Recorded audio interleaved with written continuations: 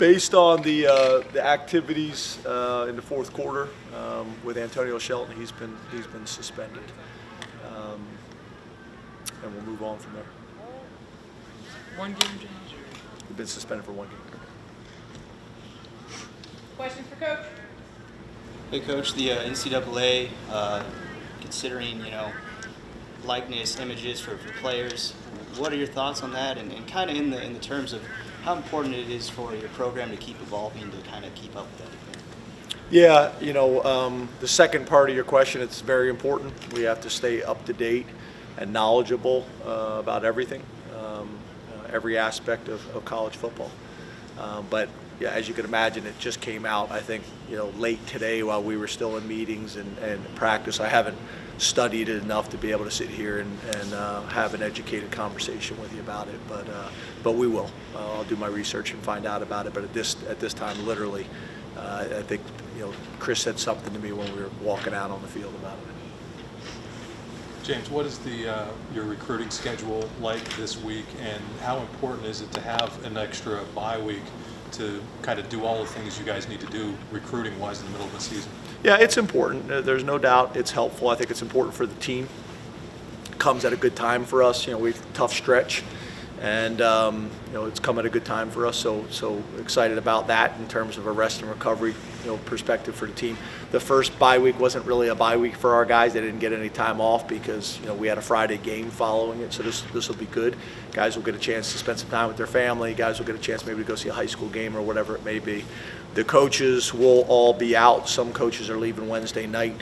Most coaches will be out Thursday, Friday. I'll be out Thursday, Friday, Saturday.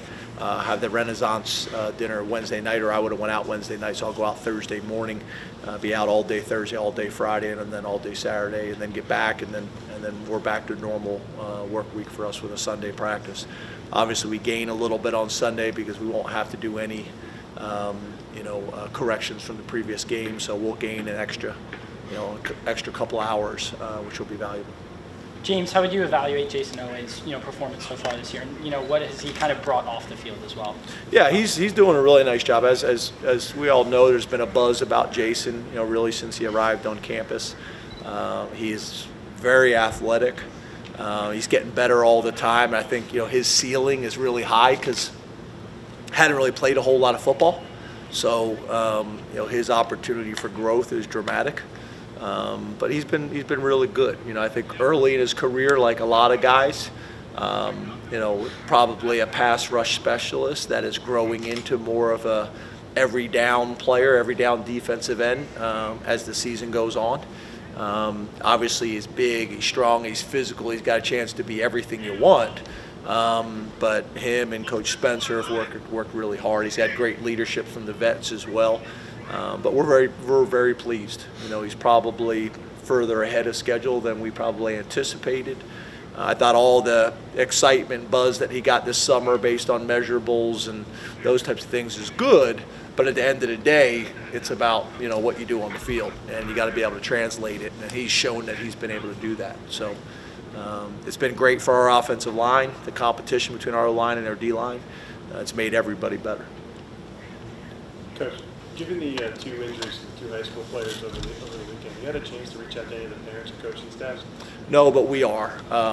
We did some stuff that we're sending in terms of some physical correspondence that we're sending, and then we're going to reach out.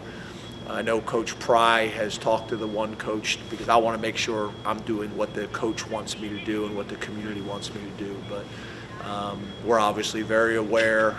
There's some connections with guys that we have as well. So we've started the process, but there's a lot more that we want to do. And then there's also, it sounds ridiculous, but there's also just getting clearance from the NCAA as well that what we can and can't do based on what year they are in high school and stuff like that. I know that should not matter in this, but we want to make sure that we're just doing everything the right way. James, you had mentioned after the game that some guys were nicked up, but you thought long-term it was going to be good. Without being specific, because I know you don't want to do that, are you still feeling comfortable about where everybody is from that perspective? I am, but as you know, I'm not going to get into who will or won't play. But it's about what I expressed to you guys post game.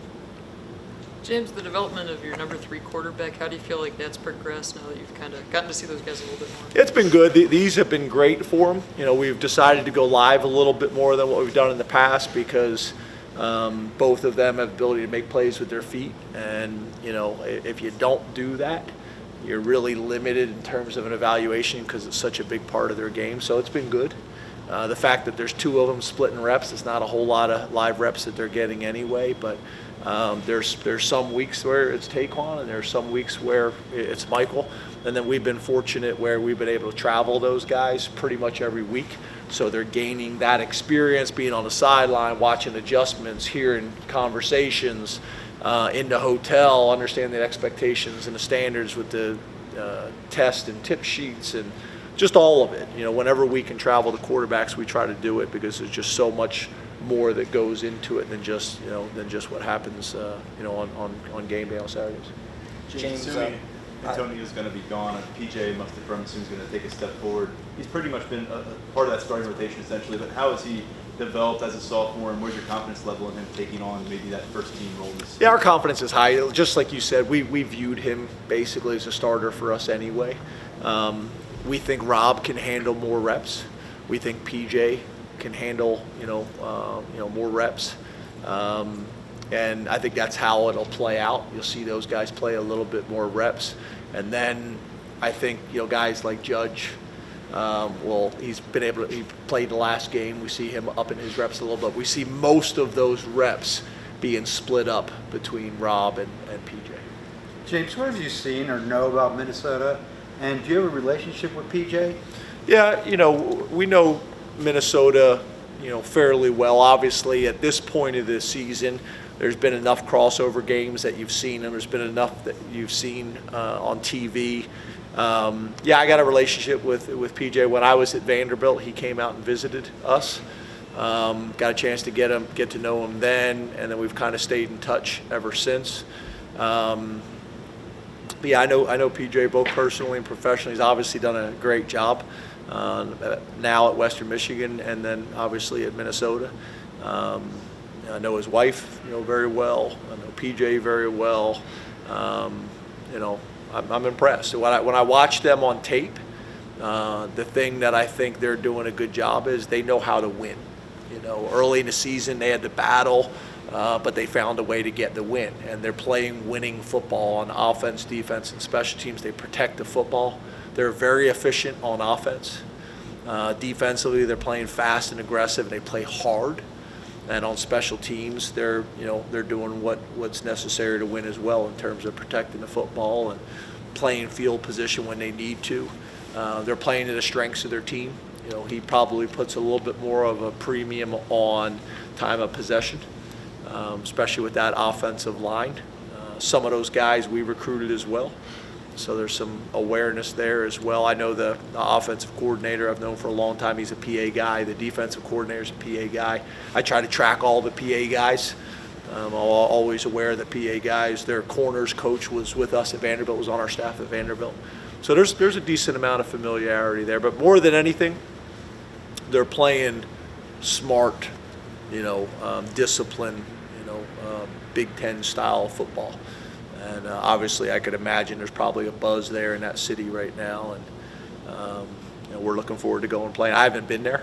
I've heard the stadium is nice. I heard it gets loud. So we try to do as much kind of scouting report on what the stadium's going to be like, how loud it is, what's the wind like. Try to talk to as many different people to kind of get an idea of what it's going to be like to prepare our guys. Try to show our guys like pictures of what the locker room is going to look like, the pink locker room at Iowa. Try to show them pictures of the stadium. All those types of things, and we document those things as well, so the next time we go back, we have that to show our guys. We're not a walk the stadium program, so we try to do it that way as much as we can. But I got a lot of respect for PJ, what he's been able to do at Minnesota. I think it's great for the University of Minnesota, but I also think it's great for the Big Ten. Time for 2 more. Building off that, what kind of resources is Matt Rhule going to be for you guys? Not much. It's been a while now. There's not many guys left in that program that Matt knows and involved with. And when we played him a few years back, obviously it was different. He knew the whole roster. 3 years or 4 years, a long time. So there's not a whole lot left. So not much.